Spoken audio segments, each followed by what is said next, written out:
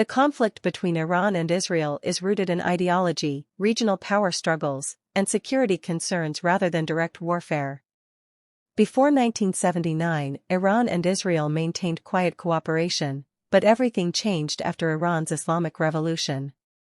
The new Iranian leadership rejected Israel's legitimacy, framing it as an occupying power and aligning its foreign policy with opposition to Israeli influence in the Middle East.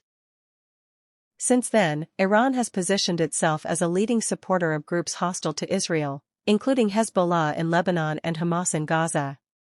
Israel views this network as an existential threat, especially Iran's growing military reach and influence across Syria, Iraq, and Lebanon. In response, Israel has carried out covert operations, airstrikes, and intelligence actions aimed at limiting Iran's military expansion and preventing it from gaining advanced weapons. A major source of tension is Iran's nuclear program. Israel fears that a nuclear-armed Iran would fundamentally alter the regional balance of power, while Iran insists its program is for peaceful purposes and national defense. This dispute has fueled years of international pressure, sanctions, and diplomatic standoffs, with Israel consistently advocating for strong action against Iran. Rather than open war, the conflict largely unfolds as a shadow war involving cyber attacks, proxy battles, assassinations, and military strikes outside each country's borders. Both sides avoid direct confrontation, knowing it could trigger a wider regional war involving multiple countries and armed groups. Today, the Iran-Israel conflict remains one of the most dangerous rivalries in the Middle East, driven by mutual distrust, ideological opposition, and competing visions for regional dominance. While tensions rise and fall, the underlying issues continue to shape regional instability and global concern. Iran and Israel could reduce tension by shifting away from confrontation and focusing on long-term stability, even without formal relations. Key steps include: avoid direct military escalation by limiting strikes and retaliatory actions that risk triggering a wider regional war. Reduce proxy warfare, especially actions that expand conflict through allied armed groups across the region. Use indirect diplomacy through mediators or international channels to manage crises and prevent misunderstandings. Increase transparency on security concerns, particularly around military activities that are seen as existential threats. Strengthen regional dialogue, involving neighboring countries to promote collective security rather than rivalry.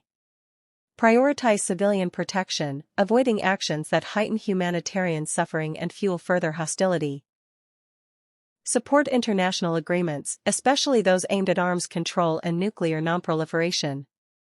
While deep ideological differences remain, sustained restraint, communication, and confidence-building measures can lower the risk of escalation and gradually reduce tensions.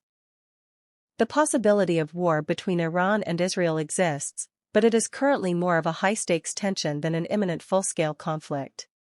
Several factors influence this. Proxy conflicts. Most confrontations happen indirectly, through Hezbollah in Lebanon, Hamas in Gaza, or Iranian-backed militias in Syria and Iraq, rather than direct battles. Military capability. Both nations have significant military strength. Israel has advanced air power and missile defense, while Iran has regional influence and missile capabilities. Direct war would be extremely costly for both. Nuclear concerns. Israel sees a potential nuclear-armed Iran as an existential threat, while Iran maintains its nuclear program under heavy international scrutiny. This adds urgency and risk.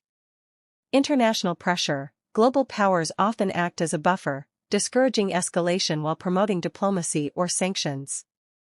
Calculated restraint.